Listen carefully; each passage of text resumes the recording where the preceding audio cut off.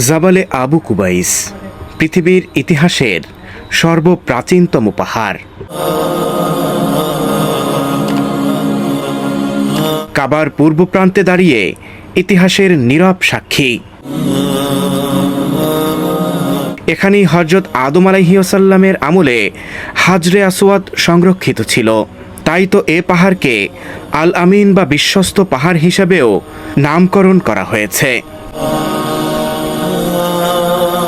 হচ্ছে জাবালে কুবাইস, পৃথিবীর ইতিহাসের একটি গুরুত্বপূর্ণ পাহাড়। রাসূল করিম সাল্লাল্লাহু আলাইহি ওয়াসাল্লাম যে পাহাড়ে দাঁড়িয়ে আমার সামনে যে সাফা মারওয়া এদিকে লক্ষ্য করে চন্দ্রের দিকে ইশারা করেছিলেন এবং চন্দ্র দ্বিখণ্ডিত হয়ে অর্ধেক সাফাতে এবং অর্ধেক মারওয়াতে গিয়ে পড়ে। এখান থেকেই মক্কার মানুষ রাসূল করিম সাল্লাল্লাহু আলাইহি ওয়াসাল্লাম থেকে চাঁদকে দ্বিখণ্ডিত হওয়ার মতো গুরুত্বপূর্ণ মুজিজা দেখেছিলেন স্বচক্ষে। এখান থেকেই নবী করিম সাল্লাল্লাহু আলাইহি ওয়াসাল্লাম কুরাইশদের উদ্দেশ্যে প্রথম ইসলামের দাওয়াত ঘোষণা করেছিলেন।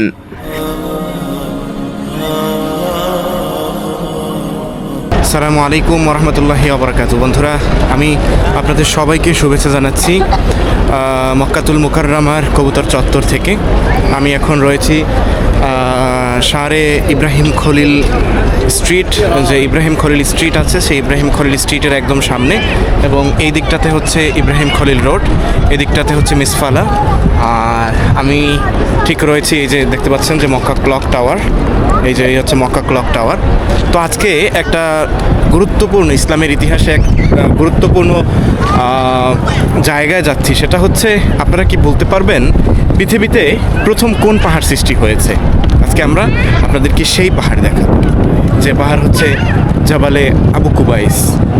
এবং আরেকটি অবাক করা বিষয় হচ্ছে যে রাসূলুল্লাহ সাল্লাল্লাহু আলাইহি ওয়াসাল্লাম যখন চন্দ্রকে দ্বিখণ্ডিত করলেন, সেটি কোন পাহাড়ের উপরে দাঁড়িয়ে তিনি করেছেন?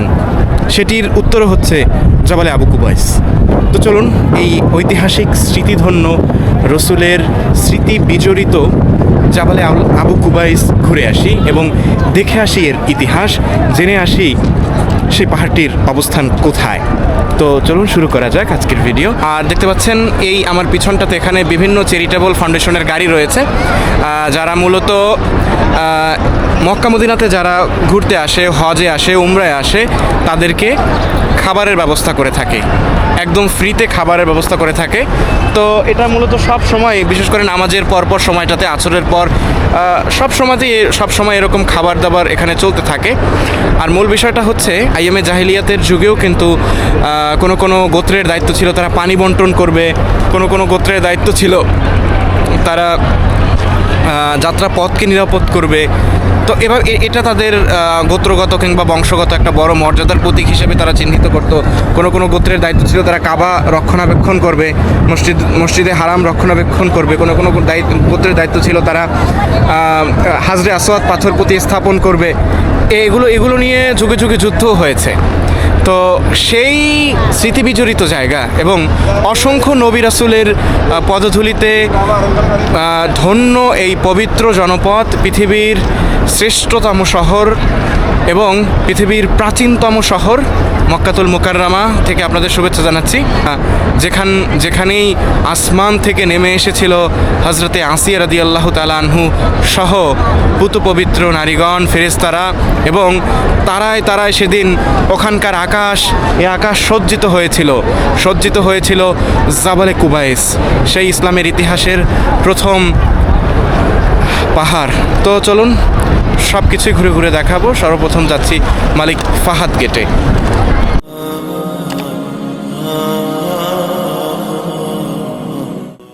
বন্ধুরা, শুরুতেই বলে রাখি, বিগত ভিডিওটি এবং এই ভিডিওটি একই জায়গায়, মানে রাসূল করিম সাল্লাল্লাহু আলাইহি ওয়াসাল্লামের জন্মভিটা এবং জাবালে আবু কুবাইস এ দুটো পাশাপাশি।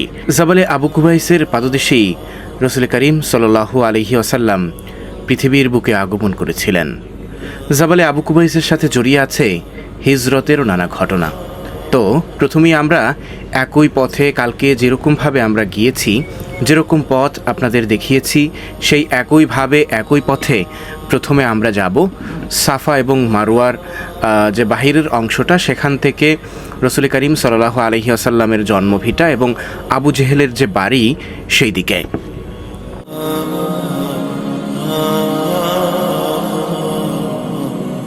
বন্ধুরা, চলতে চলতে জেনে নেই জাবালে আবু কুবাইসের ইতিহাস। জাবালে আবু কুবাইস মক্কার ইতিহাসের অন্যতম প্রাচীন ও গুরুত্বপূর্ণ পাহাড়। এটি পৃথিবীর ইতিহাসে সর্বপ্রাচীন এবং প্রথম পাহাড়। কাবা শরীফের পূর্ব দিকে অবস্থিত এবং ইসলামের ইতিহাসে গুরুত্বপূর্ণ এ পাহাড় পূর্ববর্তী নবীগণ ও কাবার সাথে গভীরভাবে সম্পর্ক রয়েছে। জাবালে কুবাইসের নামকরণের ইতিহাস। আরবের ঐতিহাসিক গ্রন্থে উল্লেখ আছে এটি ছিল মক্কার প্রাচীনতম পাহাড়গুলোর মধ্যে একটি। নামকরণের মধ্যে দুটি মতামত পাওয়া যায়। আবু কুবাইস নামক এক ব্যক্তি এখানে বসবাস করতেন, তাই পাহাড়টিকে জাবালে আবু কুবাইস নামকরণ করা হয়েছে।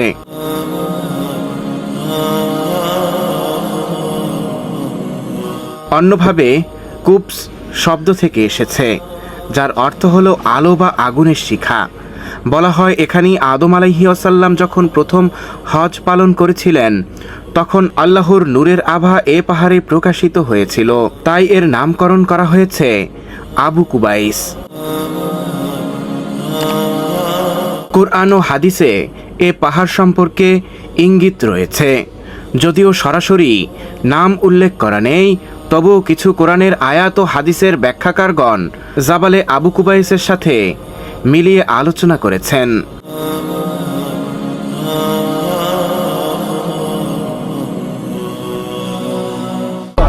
বন্ধুরা, আমি এখন দাঁড়িয়ে আছি ঠিক রাসূল সাল্লাল্লাহু আলাইহি ওয়াসাল্লামের বাড়ির সামনে। এই যে দেখতে পাচ্ছেন, এটা হচ্ছে রাসূল সাল্লাল্লাহু আলাইহি ওয়াসাল্লামের বাড়ি। এখানেই তিনি জন্মগ্রহণ করেছিলেন, জাবালে কুবাইস যে পর্বত, সে পর্বতের পাদদেশে। এখানেই আসমান থেকে ফেরেশতারা নেমে এসেছিলেন, হুরপুরীরা নেমে এসেছিলেন তাকে ইস্তেকবাল জানাতে। এবং আমি যে স্থানে দাঁড়িয়ে আছি এখানেই হয়তো তিনি বিচরণ করেছেন, হাঁটাচলা করেছেন, চলাফেরা করেছেন। আর এই দিকেই হচ্ছে সেই ইতিহাসের কুখ্যাত, এই যে দেখতে পাচ্ছেন টয়লেট, এটা হচ্ছে ইতিহাসের সেই কুখ্যাত আবু জেহেলের বাড়ি। যুগে যুগে এটা একটা নিদর্শন হয়ে থাকবে যে আল্লাহর বিরুদ্ধে যারাই গিয়েছে, রসুলের পথ বিরুদ্ধে যারাই গিয়েছে তাদের ফল এরকমই। ঘৃণিত সেই আবু জেহেলের বাড়িতে এখন দুনিয়া থেকে যত হজযাত্রী, মুসলিম, ধর্মভীরু, রসুলপ্রেমী যারাই আসে তারা এখানে তার বাড়িতে এখন টয়লেট করে। এটাই হচ্ছে, এর চেয়ে আর বেশি লজ্জার, অপমানের আর কিছু হতে পারে না। আর আমি এখন যে স্থানে দাঁড়িয়ে আছি এ স্থান অতি মূল্যবান এবং পবিত্র, কারণ এই স্থানেই রাসূল সাল্লাল্লাহু আলাইহি ওয়াসাল্লাম বিচরণ করেছেন, চলাফেরা করেছেন। এবং আমার পিছনে যে পর্বত দেখতে পাচ্ছেন এটি হচ্ছে সেই ঐতিহাসিক জাবালে কুবাইস পর্বত, যে পর্বত ইসলামের ইতিহাসে তো গুরুত্বপূর্ণ বটেই, মানব সভ্যতার ইতিহাসেও গুরুত্বপূর্ণ। কারণ এখানেই যে জমজম কূপের যে সেটির একটি লেয়ার এখানে রয়েছে, আর একটি সাফা মারওয়াতে রয়েছে, অন্যটি এরকম তিনটি যে স্তরের ভিতরে একটি স্তর এখানে রয়েছে। এবং নূহ আলাইহিস সালামের যে প্লাবন, সে সময় কিন্তু হাজরে আসওয়াদকে, জান্নাতের পাথর হাজরে আসওয়াদকে এই পর্বতমালাই করা হয়েছিল, মানে সংরক্ষণ করা হয়েছিল অনেকটা সময়ের জন্য। এরপর আবার তার পূর্বের জায়গায় ফিরিয়ে নেওয়া হয়েছে। সূরা তুরে ওয়াত-তুর অর্থাৎ শপথ তুর পাহাড়ের। মুফাসসিরগণ বলেন এই কসমের অন্তর্ভুক্ত মিশরের তুরে সাইনা, মক্কার গুরুত্বপূর্ণ পাহাড়সমূহ এবং বিশেষত জাবালে আবু কুবাইস আল্লাহর এ কসমের অন্তর্ভুক্ত হতে পারে। আল্লাহ তাআলা অন্য এক আয়াতে সূরা বালাদে উল্লেখ করেন, লা উকসিমু বিহাযাল বালাদ ওয়া আনতা হিল্লুম বিহাযাল বালাদ, অর্থাৎ এ শহরের, অর্থাৎ এ মক্কা শহরের শপথ, আর তুমি হে নবী সাল্লাল্লাহু আলাইহি ওয়াসাল্লাম এ শহরেই অবস্থানকারী। ইবনে আব্বাস রাদিয়াল্লাহু তাআলা আনহুর মতে যখন এ আয়াত নাজিল হয় তখন রাসূল করিম সাল্লাল্লাহু আলাইহি ওয়াসাল্লাম জাবালে কুবাইসে অবস্থান করছিলেন। সবচেয়ে অবাক করা এবং চমকপ্রদ তথ্য হচ্ছে রাসূল করিম সাল্লাল্লাহু আলাইহি ওয়াসাল্লাম মক্কার মানুষকে একদিন আবু কুবাইস পাহাড়ে দাঁড়িয়ে বলেছিলেন, হে কুরাইশগণ, আমি যদি বলি এ পাহাড়ের পিছনে শত্রু রয়েছে, তোমরা কি আমার কথা বিশ্বাস করবে? মক্কার কুরাইশগণ সবাই সমস্বরে বলছিল, হ্যাঁ অবশ্যই বিশ্বাস করব, আমরা কখনোই তোমাকে মিথ্যা বলতে দেখিনি। তখন রসুল করিম সাল্লাল্লাহু আলাইহি ওয়াসাল্লাম বলেছিলেন, তোমরা আল্লাহ এবং আল্লাহর রসুলের প্রতি ঈমান আনয়ন করো। তাই তো বলা চলে এখানেই প্রথম রসুল করিম সাল্লাল্লাহু আলাইহি ওয়াসাল্লাম নবুয়তের দাওয়াত দিয়েছিলেন। ইসলাম পূর্ব যুগেও এ পাহাড়ের রয়েছে গুরুত্বপূর্ণ ইতিহাস। বর্ণনা আছে যে হজরত আদম আলাইহি ওয়াসাল্লামকে জান্নাত থেকে পৃথিবীতে নামানোর পর কাবাঘর নির্মাণকালে হাজরে আসওয়াদ প্রথমে জাবালে আবু কুবাইসেই সংরক্ষিত ছিল।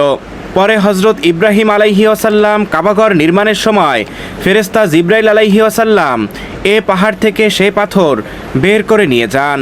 তাই তো এ পাহাড়কে আল আমিন বা বিশ্বস্ত পাহাড় হিসেবেও নামকরণ করা হয়।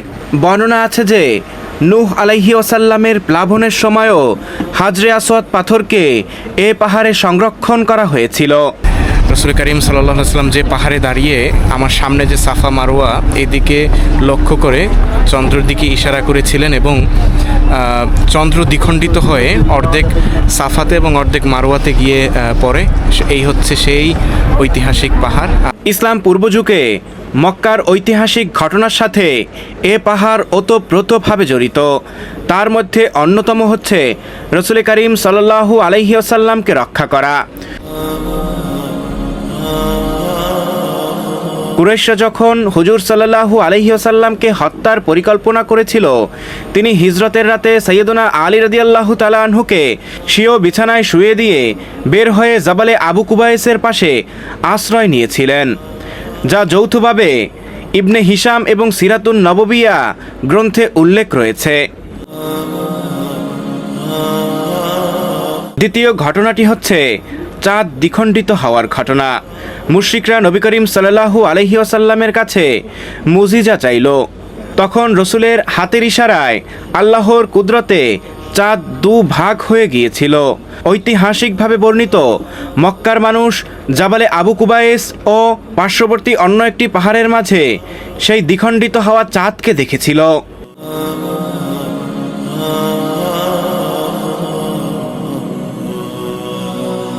ইসলামী যুগে জাবালে আবু কুবাইসকে আল আমিন বা বিশ্বস্ত পাহাড় বলা হতো, কারণ এখানেই হাজরে আসওয়াদ নিরাপদে সংরক্ষিত ছিল।